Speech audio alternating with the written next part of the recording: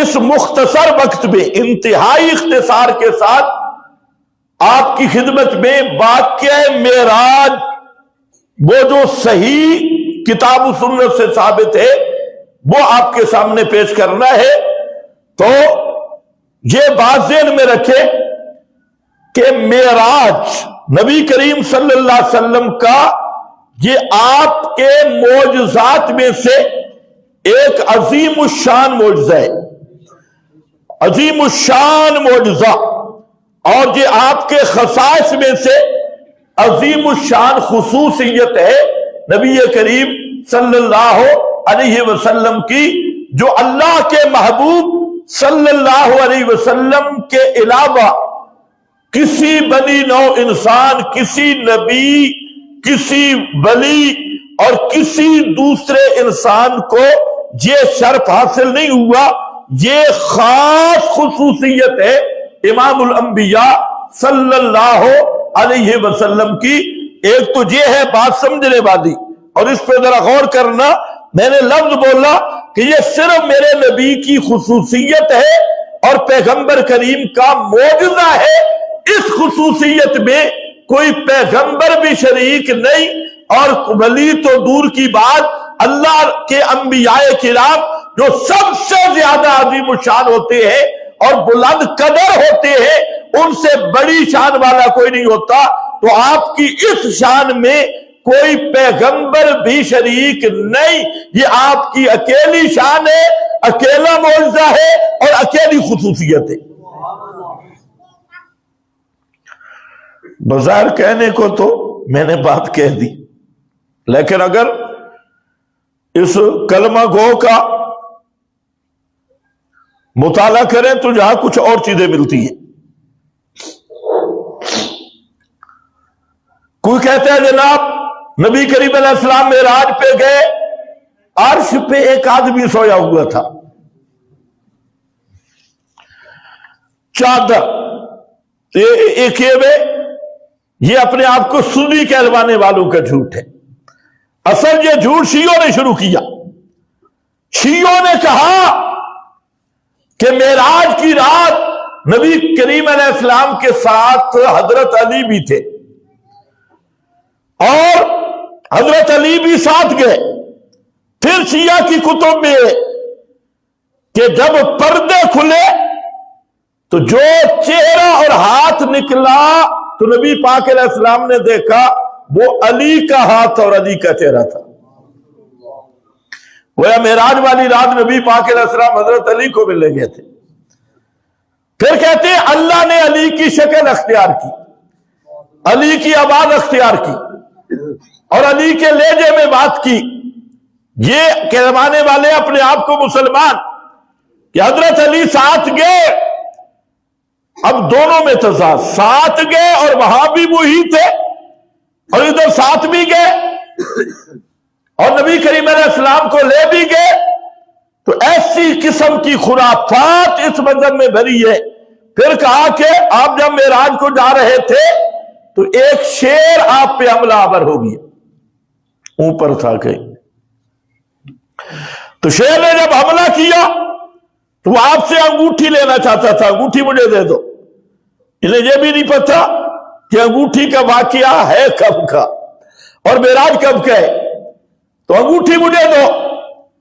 تو آپ سے انگوٹھی اس نے چھین لی۔ آپ نے غور کیا تو وہ امیر المومنین تھے، حضرت علی، شیر کی شکل اختیار کی اور آپ سے انگوٹھی چھین لی۔ یہ ان کے خرافات میں سے ہے۔ تو انہوں نے پوری معراج میں حضرت علی کو نبی کا شریک کیا، اور شریک بھی نہیں کیا، پیغمبر کریم سے بھی بڑھا دیا۔ اس لیے میں نے کہا کہ یہ صرف آپ کا خاصہ ہے، کوئی دوسرا اس میں شریک نہیں۔ اب تھے بریلر تو جھوٹ میں تقابل ہوتا ہے، جیسے ریس ہوتی ہے۔ انہوں نے کہا بھئی انہوں نے تو جھوٹ بولا، ہم بھی کچھ کریں۔ تو انہوں نے کہا جی وہ جو بزرگ پڑا تھا وہ کون تھا؟ پیر عبد القادر جیلانی، وہ پہلے ہی پڑا ہوا تھا۔ پھر کئی جو سمجھدار مشرک تھے انہوں نے کہا یہ کام گڑبڑ ہے، جہاں جبریل رک گیا تو پیر جیلانی نے نبی پاک کو کندھا دیا۔ اب جب پیر جیلانی پیدا ہوئے تو آپ کے کندھے کا نشان بھی، آپ کے قدم کا نشان پیر کے کندھے پر تھا۔ پھر پیر جوش میں آیا، اس نے کہا کہ ہر ولی کی گردن میرے پاؤں کے نیچے ہے، کیونکہ میرا پاؤں پیغمبر کے کندھے، پیغمبر نے میرے پاؤں پر، میرے کندھے پہ پاؤں رکھ کے معراج کیا، لہذا ہر ولی کی گردن میرے پاؤں کے نیچے ہے۔ جب پیر نے اعلان کیا تو ساری دنیا کے اولیاء جھک گئے، ایک دو نے آکڑ کی تو وہ ابلیس بن گئے۔ یا ممبروں پہ بیان ہوتا ہے رجب المرجب کا مسلمان۔ تو یاد رکھو یہ سب بکواس سے۔ احمد رضا خان نے بھی لکھا یہ پیر کو کندھے دینے والی بات، پیر نے کندھا دیا شیخ عبد القادر جیلانی نے، فلاں، تجھے سب شیطان کی بنائی ہوئی روایات اور من گھڑت باتیں ہیں۔ پہلا نکتہ یہ یاد رکھو کہ معراج یہ صرف محمد مصطفیٰ کی شان ہے۔ محمد الرسول اللہ صلی اللہ علیہ وسلم اس شان میں اکیلے ہیں، اللہ نے کسی کو بھی اس مقام تک نہیں پہنچایا جس مقام پہ محمد مصطفیٰ کو پہنچا ہے۔ اب دیوبندیوں نے کہا کہ ہم پیچھے کیوں رہے، بریلویوں نے بھی صحیح فیر کیا، اب ہماری باری ہے۔ انہوں نے کہا کہ جب آپ معراج میں گئے، حضرت موسیٰ سے ملاقات ہوئی تو حضرت موسیٰ نے کہا کہ آپ کی ایک حدیث ہے، اس کا کیا معنی ہے؟ علماء امتی کا انبیاء بنی اسرائیل، میری امت کے علماء بنو اسرائیل کے انبیاء کی طرح ہے، اس کا کیا معنی؟ تو امام غزالی پہنچ گیا، 36 صدی پیدا ہوئے، معراج علی راتی پہنچی، یہ دیوبندی جھوٹ ہے۔ امام غزالی پہنچا، اب جھوٹوں کے بھی فرقے بنا لو، ایک شیعہ جھوٹ، ایک بریلوی جھوٹ اور ایک دیوبندی جھوٹ۔ یہ ماشاءاللہ دیوبندی صاف ستھرا اصلی دیوبندی جھوٹ ہے۔ امام غزالی پہنچ گیا، اس نے کہا السلام علیکم ورحمۃ اللہ وبرکاتہ۔ حضرت موسیٰ نے کہا کہ تجھے ادب نہیں ہے، بڑوں کی مجلس میں اتنا لمبا کلام کیا، مختصر سا کہہ دے السلام علیکم ورحمۃ اللہ وبرکاتہ، تو بڑوں کا ادب نہیں؟ حضرت موسیٰ نے کہا اچھا مجھے ادب سکھاتے ہیں۔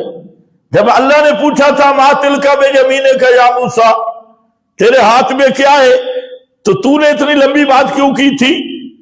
بھائی اتنا کافی تھا، ہیا عصای، یہ میرا ڈنڈا ہے، تو چل پڑا، اتوقع تے فلا فلا تے فیا مارے وہ، تو یہ سارا لمبا کلام کیوں کیا؟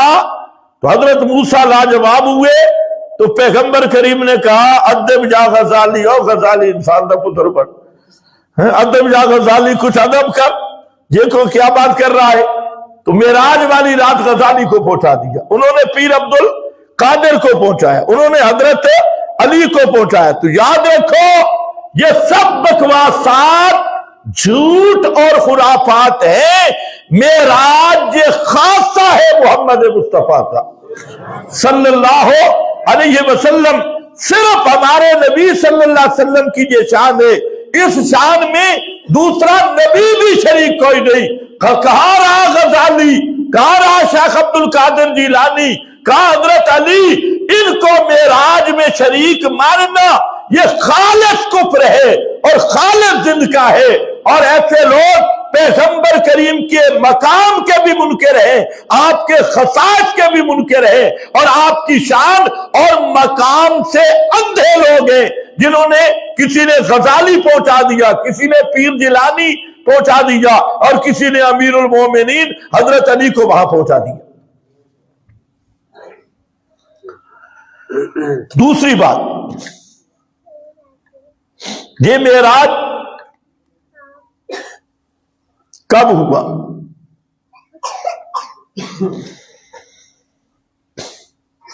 تو یاد رکھو اس میں کوئی تاکید نہیں، نہ کسی صحابی سے نہ تابی سے، صحیح معین تاریخ اور سن بھی مذکور نہیں ہے۔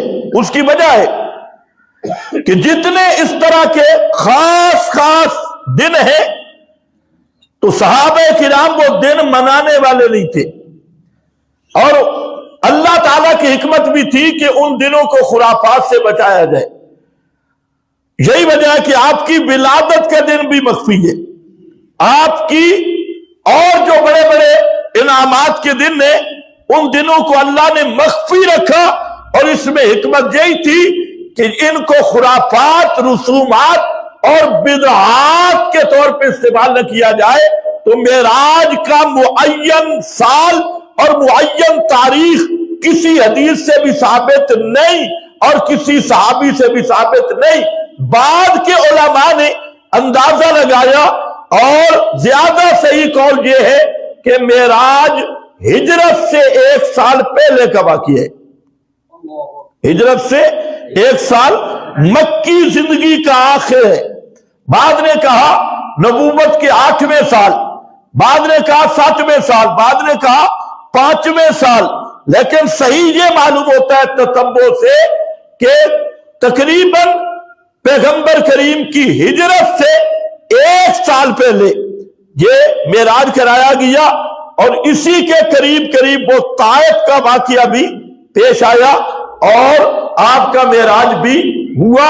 اب کس تاریخ کو ہوا، کس رات کو ہوا، یہ تاریخ اور رات کہیں بھی متعین نہیں۔ یہ جو 27 رجب کی بات عوام میں بھی مشہور ہے، مولویوں نے بھی مشہور کی ہے، 27 رجب کی رات ہونا یہ کسی دلیل سے بھی ثابت نہیں۔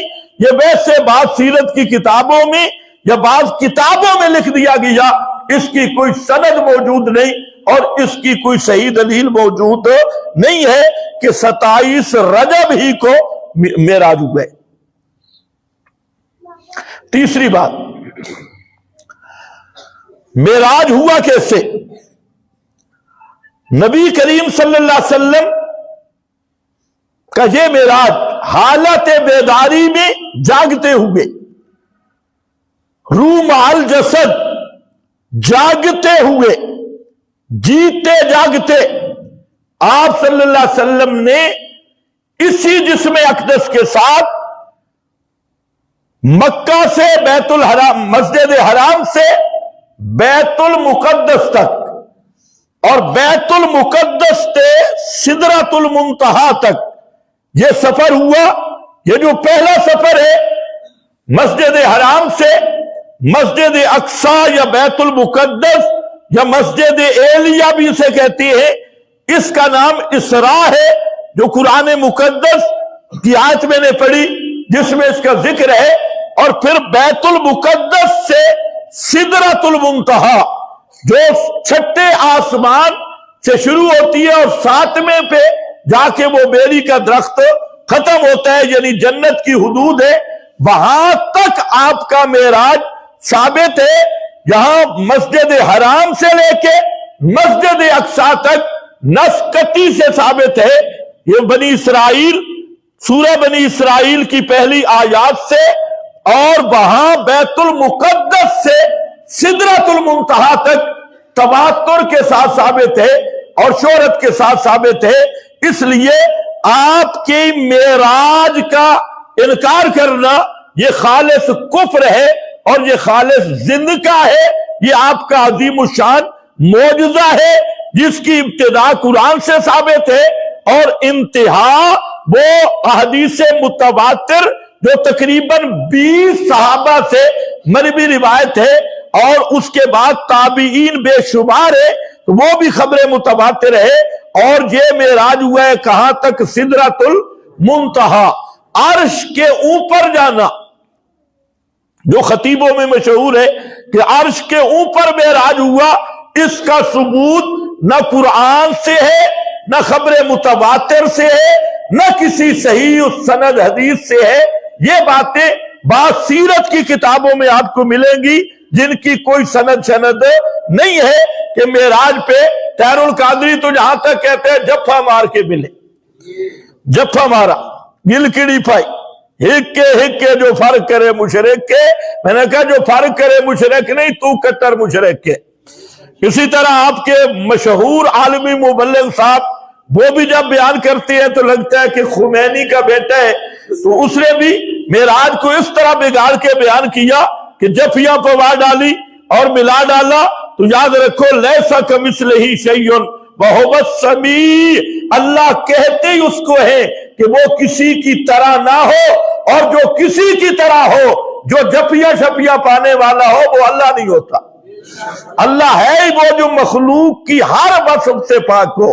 یہ جپیا شپیا یہ خطیب صاحب ڈالتے ہوں گے، یہ ڈاکٹر صاحب جپیا شپیا ڈالتے ہیں، اللہ جفیوں سے بھی پاک ہے، اور جسم جسمانیات اور ہر احتیاج سے بھی پاک ہے۔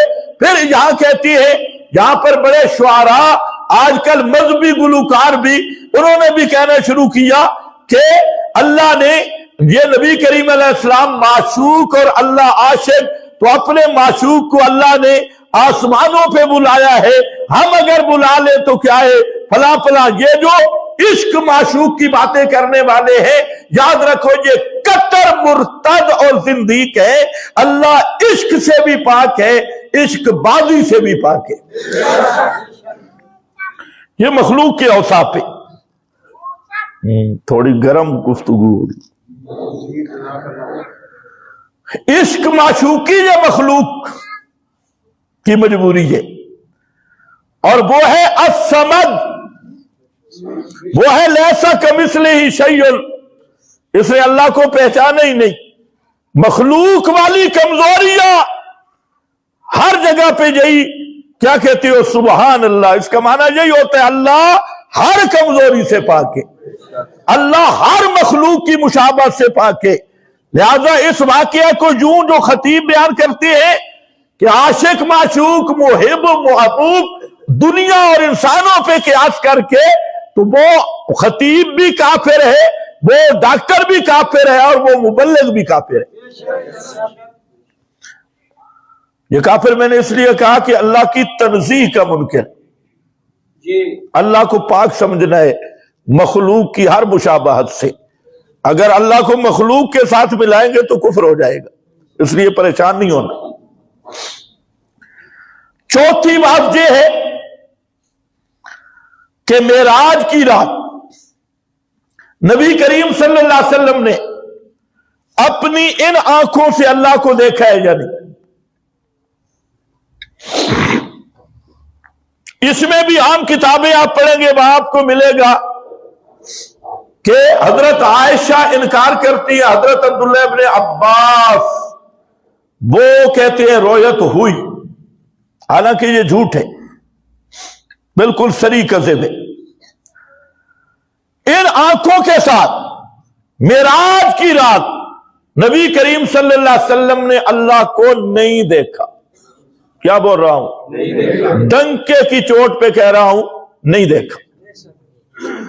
دلیل میرے پاس ہے، اور دلیل بھی ایسی، حضرت عائشہ صدیقہ رضی اللہ تعالی عنہا، ان سے بھانجے نے پوچھا کہ اماں جان یہ بتائیں کہ نبی کریم علیہ السلام نے معراج کی رات اللہ تعالیٰ کو ان آنکھوں سے دیکھا؟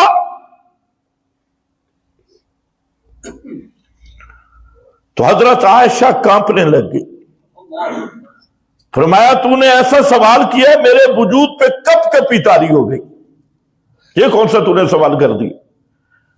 پھر فرمایا میرے بھانجے تین باتیں یاد رکھ لے اور ان کے دلائل بھی۔ پہلی بات، من کانا ان محمدن یعلم الغیب یعلم ما فی غد، جو آدمی تجھے خبر دے کہ پیغمبر کریم صلی اللہ علیہ وسلم ہر مستقبل کی بات جانتے ہیں، ہر غیب کی بات جانتے ہیں، فقد عازم علی اللہ الفریا، اس ظالم نے اللہ پہ جھوٹ باندھا ہے، بہتان باندھا ہے۔ لأنہ یقول، اس لیے کہ اللہ فرماتی ہے قل لا یعلم من فی السماوات والارض الغیب الا اللہ۔ واہ حضرت عائشہ، जिधर भी पढ़ा तो कुरान ही पढ़ा है। और फरमाया मन हद्दसका अन्नहु कातबा, अगर कोई तुझे बताए कि मोहम्मदुर रसूलुल्लाह सल्लल्लाहु अलैहि वसल्लम ने वही में से कोई चीज छुपा दी, अल्लाह ने जो वही की उसमें से कोई चीज, शय्यन, कोई एक नुक्ता भी छुपाया, आज़म अलल्लाहिल फिरिया, उसने अल्लाह पे झूठ बोला है। क्यों? अल्लाह फरमाते हैं बल्लिग मा उनज़िला इलैका मिन रब्बिक। कैसे दलील देखो, ये बुखारी पढ़ रहा हूं, मुस्लिम पढ़ रहा हूं, बल्लिग मा उनज़िला इलैका मिन रब्बिक। और मन हद्दसका अन्नहु रहा रब्बहु लैलतल मेराज, फरमाया कि जो तुझे ये खबर दे कि पैगंबर करीम सल्लल्लाहु अलैहि वसल्लम ने मेराज की रात इन आंखों से अल्लाह को देखा है, कद आज़म अलल्लाहिल फिरिया, उसने भी अल्लाह पे झूठ बोला, फिर रिवायतिन कद कज़बा, उसने झूठ कहा है। क्यों? लिअन्नहु यक़ूल, इसलिए कि मेरा रब फरमाता है ला तुदरिकुल अबसार वहुवा युदरिकुल अबसार। बाहुबल आयत पढ़ी, अच्छा यहां दो आयतें पढ़ी, एक और आयत भी पढ़ी, मा काना लिबशरिन अन युकल्लिमहुल्लाहु इल्ला वहयन, अल्लाह किसी बशर से भी कलाम करे, यानी नबी से तो तीन तरीके, या दिल में इल्का करता है, और मिन वराए हिजाब, या पर्दे के पीछे से कलाम करता है, और युरसिल रसूला, या फरिश्ता भेजता है। आमने सामने किसी बशर से कलाम करना ये अल्लाह का तरीका ही नहीं। ये आयत भी पेश की, मसला साफ नहीं हो गया। दोनों आयतें पेश की। आज बड़े बड़े सूफर लगे और जी जमूर जो कहते हैं, अब जमूरा अपने पास रख, जमूर तेरे पता नहीं जमूर कहां से निकले, यही जमूर है, जमूर फलाने आलम, हजरत आयशा से बड़ा आलिम हम किसी को नहीं मानते। और हजरत आयशा ने जो कुरान समझा है, तेरे शेखुल हदीस का वो मकाम नहीं, तेरे उस्तादी का वो मकाम नहीं। तो इसलिए ये मसला ज़हन में रख लो। बाकी रह गया अब्दुल्लाह इब्ने अब्बास पर झूठ है। हजरत अब्दुल्लाह इब्ने अब्बास की सारी रिवायात मैंने जमा की। हजरत अब्दुल्लाह इब्ने अब्बास भी इन आंखों से रोयत के कायल नहीं, वो अगर रआ बिफुआद ही, वो दिल की आंखें और मारिफत की बात कर रहे हैं, इन आंखों से देखने का हजरत अब्दुल्लाह इब्ने अब्बास भी कायल नहीं। इसलिए एक तीसरी मकाम भी आ गया, पैगंबर करीम सल्लल्लाहु अलैहि वसल्लम से पूछा गया, हजरत अबू दर गिफारी रज़ी अल्लाह ताला अन्हु पैगंबर करीम के सहाबी है, कहते हैं साल तो मैंने पूछा है। कौन पूछने वाला? हजरत अबू दर गिफारी, मारूफ सहाबी, कहते हैं साल तो रसूल अल्लाह हल रअयता रब्बका, मैंने पूछा कि आपने अपने रब को देखा था? काला, आपने फरमाया नूरुन अन्ना अराहो, वो तो ऐसी नूरुन, ऐसी तजल्लियात है कि मैं तजल्लियात को देखना मुश्किल है, रब को कैसे देखा है तजल्ली। हाँ, ये बात ज़हन में रख लो, क़यामत के दिन जब जन्नती जन्नत में चले जाएंगे तो वो जन्नत वाली आंखों से रब का दीदार करेंगे, वो जन्नती आंखें होंगी। दुनिया की आंख से रब को देखना ये कहीं भी वाक़ई नहीं। और ये जो मुल्ला मुलवाने झूठ बोलते हैं, ये सरी कज़ब। जब अब इसी से समझ लो, जब देखा ही नहीं थे जफियां मारनिया थे दूर की बात, गिलकिड़ियां पानिया, और ये सारा कुछ ये ड्रामा करती है।